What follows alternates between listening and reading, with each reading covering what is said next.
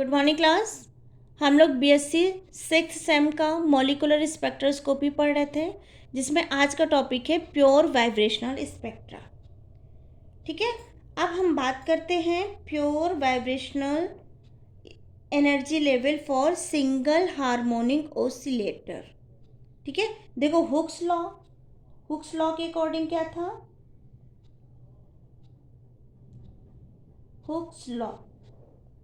Hooke's law के according हमारा जो फोर्स होता था वो प्रोपोर्शनल था किसके? एक्स यहाँ पे क्या था? डिस्टेंस था। या फिर प्रोपोर्शनल का साइन हटाएंगे तो हम यहाँ पे क्या लिख सकते हैं? -kx। के हमारा क्या है? Force constant. ठीक है, मीन्स जैसे जैसे डिस्टेंस बढ़ता जाएगा फोर्स क्या होता जाएगा? कम होता जाएगा। क्लियर? अब फॉर सच एन ऑसिलेटर जो पोटेंशियल एनर्जी होती है, फॉर ऑसिलेटर की जो पोटेंशियल एनर्जी होती है वो किसके इक्वल होती है? Half kx²। तो अगर मैं एक ग्राफ प्लॉट करूं किसके बीच? पोटेंशियल एनर्जी एंड डिस्प्लेसमेंट के बीच, तो कुछ इस तरह का ग्राफ आएगा। ये हो गया आपका पोटेंशियल एनर्जी और ये हो गया डिस्टेंस। ठीक है, तो ये ग्राफ जो है ना कुछ इस तरह से आता है। इसको पैराबोलिक पोटेंशियल कर्व भी बोलते हैं, क्योंकि इस तरह के ग्राफ को हम पैराबोलिक ग्राफ बोलते हैं। ठीक है, अब क्वांटम मैकेनिक्स की बात करें तो क्वांटम मैकेनिक्स ने कहा कि ये जो सिंपल हार्मोनिक ऑसिलेटर है उसके लिए जो वाइब्रेशनल एनर्जी है वो क्या होती है? EV। क्योंकि वाइब्रेशनल एनर्जी की बात कर रहे हैं तो ये होगी आपकी V + ½ इंटू में H म्यू यहाँ पे क्या है? फ्रीक्वेंसी है। और ये जो V है वाइब्रेशनल एनर्जी, ये आपकी 1, 0, 1, 2, 3 कुछ भी हो सकता है, इसको हम बोलते हैं वाइब्रेशनल लेवल। ठीक है, अब हमको पता है म्यू = क्या होता है? C/λ। ठीक, अब 1/λ को हम वेव नंबर भी लिख सकते हैं, तो इसको हम क्या लिख सकते हैं? C wave number. ठीक है, क्योंकि ये किसके लिए है? यहाँ पे हमने E लगा दिया है। या फिर इसकी जगह हम C ओमेगा भी लिख सकते हैं। Omega is a wave number. यहाँ पे हम ओमेगा को वेव नंबर मानेंगे। जैसे हमने वी बार को वेव नंबर माना था, वैसे यहाँ हम ओमेगा को भी वेव नंबर मान सकते हैं। क्लियर बेटा? तो अब यहाँ पे म्यू की जगह हम क्या लिख सकते हैं? C ओमेगा लिख सकते हैं। तो हमारा क्या हो जाएगा? EV = क्या हो जाएगा? V + ½ इंटू में S तो एज इट इज रहेगा। इस म्यू की जगह हम क्या लिख सकते हैं? C इंटू में ओमेगा। ये हमारा क्या हो जाएगा? Vibrational energy level. ठीक है, अब इसी में V की वैल्यू पुट करो। अगर हम V = 0 पुट करते हैं तो E0 इसकी जगह 0 लिखोगे तो ये ½ हो जाएगा HC ओमेगा। ठीक है, अगर हमने V = 1 पुट किया तो अब V की जगह 1 पुट करोगे तो कितना निकल के आएगा? 3/2 HC omega A। Clear? V की वैल्यू अगर हमने 2 पुट किया तो इसकी जगह 2 पुट करोगे तो ये कितना निकल के आएगा? 5/2 HC ओमेगा। V की वैल्यू अगर हमने 3 पुट किया, ठीक है, यहाँ पे 3 पुट करोगे इस जगह पे तो क्या निकल के आएगा आपका? ये 7/2 HC ओमेगा। ठीक है, अगर हम इसके बीच इन दोनों के बीच डिफरेंस देखें, इन दोनों लेवल के बीच का डिफरेंस देखें तो वो कितना आ रहा है? HC omega A। इन दोनों लेवल के बीच का डिफरेंस कितना आ रहा है? HC omega A। इन दोनों के बीच का HC ओमेगा, ये ई छोटा सा यहाँ लगा है बेटा, ये अलग नहीं है। ठीक है, इसका मतलब जितने भी लेवल हैं वो सभी के सभी लेवल, जितने भी लेवल हैं इन दोनों के बीच का डिफरेंस देखो सेम आ रहा है। तो जितने भी लेवल हैं वो सभी के सभी लेवल इक्वली स्पेस हैं। बट रोटेशनल में स्पेसिंग, जब हम रोटेशनल की देख रहे थे तो रोटेशनल में स्पेसिंग क्या थी? बढ़ती जा रही थी। तो अगर मैं वाइब्रेशनल लेवल को ड्रॉ करूं, क्योंकि इसमें स्पेसिंग क्या है? सेम है, तो हम वाइब्रेशनल लेवल को अगर ड्रॉ करें तो वाइब्रेशनल लेवल को अगर हम ड्रॉ करें तो v इज इक्वल टू 0, ये कहीं यहाँ पे लाई करेगा, इसकी वैल्यू क्या थी, half H C omega. v is equal to 1, spacing same है इसलिए बहुत ज़्यादा डिफरेंस नहीं आएगा, ये हो जाएगा 3/2 H C omega. v is equal to 2, spacing same थी, डिफरेंस बहुत ज़्यादा नहीं था, इसलिए इनका जो लेवल है वो बढ़ता घटता नहीं रहेगा, स्पेसिंग इनमें हमेशा क्या रहेगी, सेम रहेगी। तो ये होगा 5/2 H C omega. v is equal to 3 के लिए क्या हो जाएगा, 7/2 एच सी ओमेगा। क्लियर। जब हम रोटेशनल में j इज इक्वल टू 0 रखा था तो वैल्यू 0 आई थी, जब हम रोटेशनल स्पेक्ट्रा पढ़ रहे थे। देखिए जब हमने वाइब्रेशनल में v is equal to 0 put किया तो इसकी कुछ ना कुछ वैल्यू आई, मीन्स हमने टेम्परेचर को 0 कर दिया। एब्सोल्यूट 0 टेम्परेचर पे ना तो उनमें ट्रांसलेशनल मोशन है और ना ही रोटेशनल मोशन है, लेकिन कुछ ना कुछ वाइब्रेशनल मोशन है, तो इसकी एनर्जी हो गई क्या, 0 पॉइंट एनर्जी। अब हम बात करते हैं इसके सिलेक्शन रूल की। तो v इज इक्वल टू क्या होता है, del v is equal to +-1। एक होता है एब्जॉर्प्शन के लिए, एक होता है इमिशन के लिए। ठीक है, एक हमने पढ़ा था gross selection rule, gross selection rule जिसमें electric dipole moment must be change when atom is displaced, ये ग्रॉस रूल बोलता था। ठीक है, अब बात करते हैं कौन से मॉलिक्यूल वाइब्रेशनल स्पेक्ट्रा शो करेंगे। ठीक है, तो types of molecule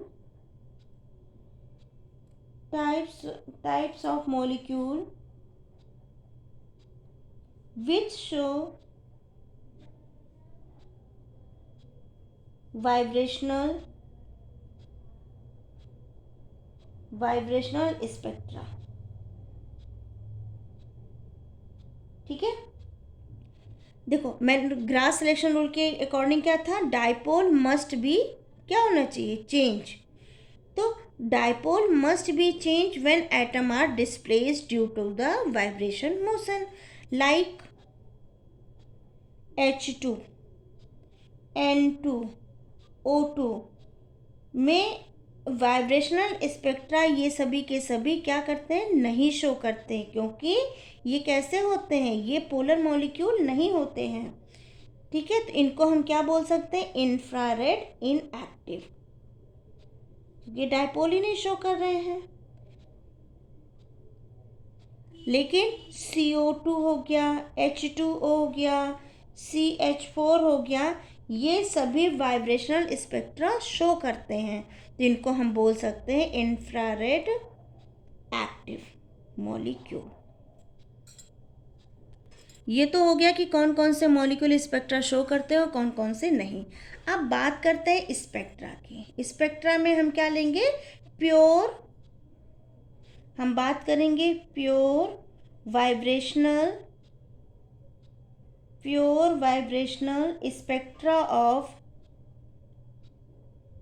spectra of simple harmonic oscillator.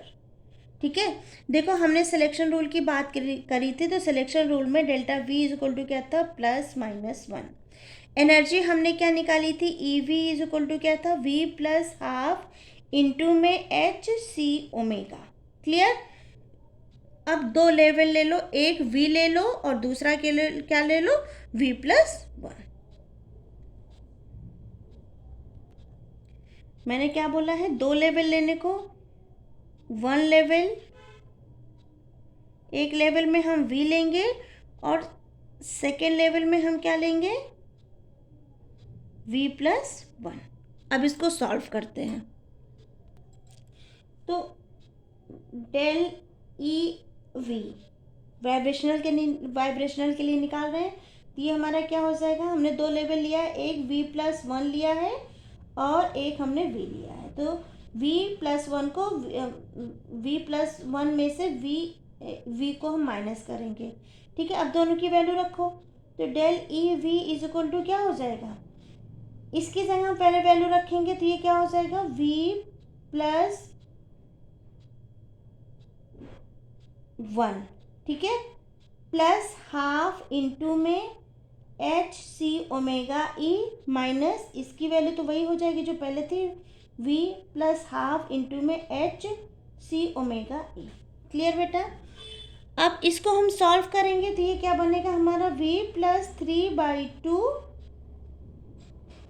Into में H C omega E minus v plus half into में H C omega E. Clear.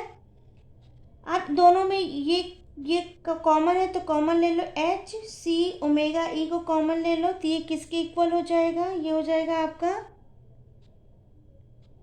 v plus 3/2 minus v, अब क्योंकि minus अंदर खुलेगा तो ये क्या हो जाएगा -1/2। यहाँ से ये v इससे कैंसिल हो गया। इसको जब हम सॉल्व करेंगे तो delta E V is equal to क्या आ जाएगा 1, इसको सॉल्व करोगे तो 1 आएगा और ये हो जाएगा एच सी ओमेगा ई। ठीक है। अब यहाँ से ओमेगा की वैल्यू निकाल सकते हैं तो omega E is equal to क्या हो जाएगा, डेल ई वी अपॉन में एच सी। अब हमको पता है E इज इक्वल टू क्या होता है, एच म्यू, तो E इज इक्वल टू क्या लिख सकते हैं, एच म्यू की जगह हम सी अपॉन लैम्डा लिख सकते हैं और सी अपॉन लैम्डा की जगह हम क्या लिख सकते हैं, एच सी वी बार। ठीक है। या फिर अगर हम इसको चेंज में निकालें तो del E is equal to क्या हो जाएगा, एच सी इंटू में डेल वी। ये क्या था हमारा वेव नंबर जिसको हमने वाइब्रेशनल में ओमेगा माना है, वेव नंबर। ठीक है। तो देखो हमारा ये क्या है, del E V upon h c है, ये किसके था इक्वल, ई वी के इक्वल था, तो इसकी जगह हम क्या लिख सकते हैं, डेल वी। तो हम क्या लिख सकते हैं, del E V divided by h c is equal to क्या हो जाएगा हमारा, डेल वी बार। ये कहाँ से आया आपका, ये आया आपका इस वाले से। क्लियर। मतलब omega E is equal to क्या है, del V. Change in wave number, इनमें कोई बी नहीं आएगा, लेकिन जब रोटेशनल निकाला था तो उसमें बी आया था। बी मतलब ये जो आपका बी एक फॉर्मूला आया था ना, 2bj इंटू में j प्लस 1, यानी वहाँ j आ रहा था, यानी जैसे जैसे ट्रांजिशन होगी जे की वैल्यू क्या हो जाएगी, चेंज होगी। इस केस में बी नहीं आया तो हमने सिर्फ 1 एब्जॉर्प्शन लाइन ऑब्टेन की और ट्रांजिशन होगा कहाँ से कहाँ तक, 0 से 1, 1 से 2, 2 से 3 और 3 से 4। इसको हम बोलते हैं फंडामेंटल ट्रांजिशन या फिर फ्रीक्वेंसी। तो इस तरह जो लाइन ऑब्टेन हो रही है वो ऑब्टेन हो रही है किसमें, इंफ्रारेड में। अब हम बात करेंगे vibrational energy level of anharmonic oscillator. अभी तक हमने हार्मोनिक ऑसिलेटर की बात की थी, अब हम बात करेंगे anharmonic oscillator.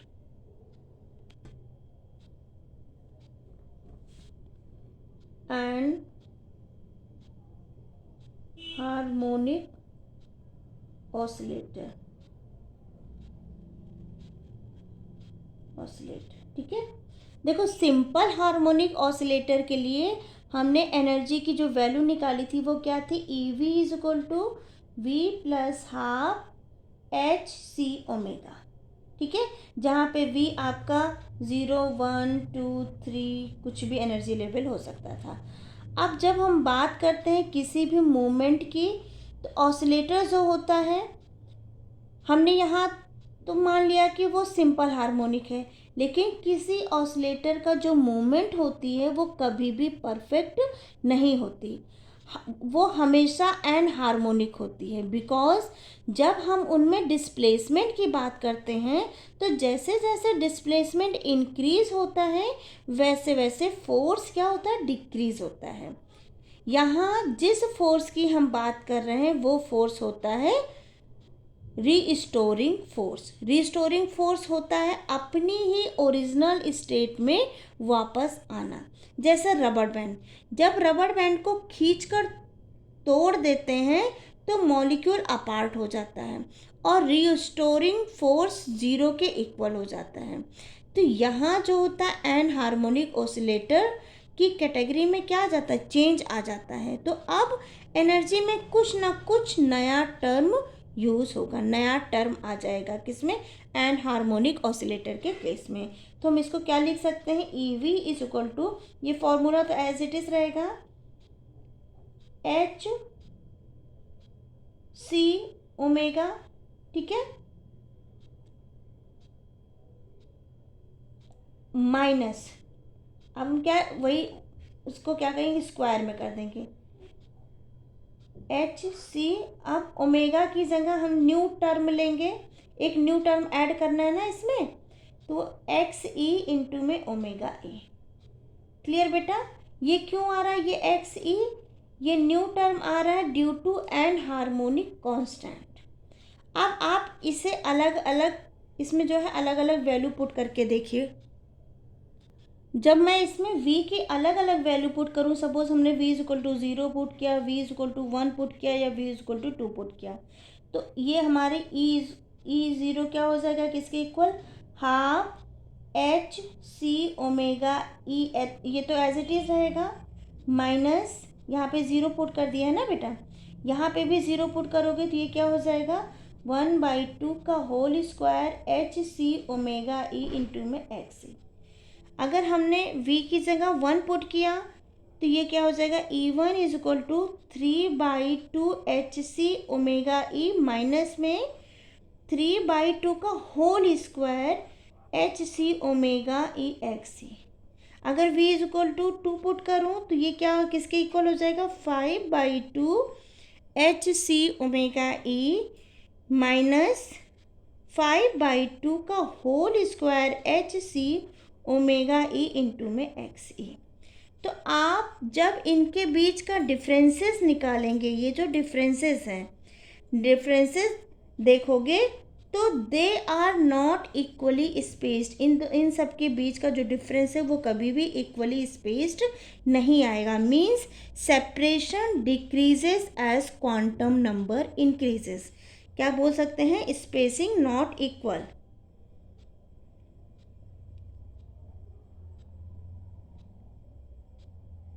Spacing not equal, जब ये इक्वल नहीं होगा, इन सब के डिफरेंसेस के बीच का जो डिफरेंस है जो इक्वल नहीं होगा, तो स्पेसिंग नॉट इक्वल मीन्स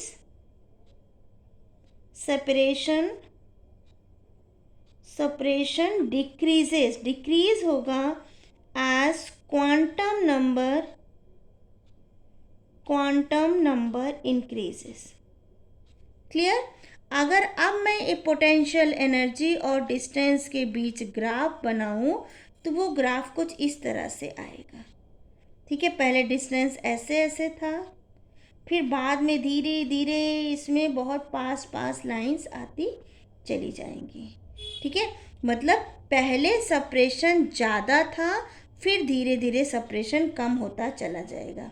इसकी कर्व जो है पैराबोलिक ना हो करके डिस्टॉर्टेड हो जाएगी और ये हमारा क्या हो जाएगा, एन हार्मोनिक ऑसिलेटर, ठीक है। अब बात करें सिलेक्शन रूल की, तो सिलेक्शन रूल में delta V is equal to क्या था, +-1 हो सकता है, +-2 हो सकता है, +-3 हो सकता है, +-4 हो सकता है। मतलब ये सारे के सारे ट्रांजिशन वाइब्रेशनल स्पेक्ट्रम में पॉसिबल हैं। तो आई होप आपको ये लेक्चर समझ में आया होगा। Thank you.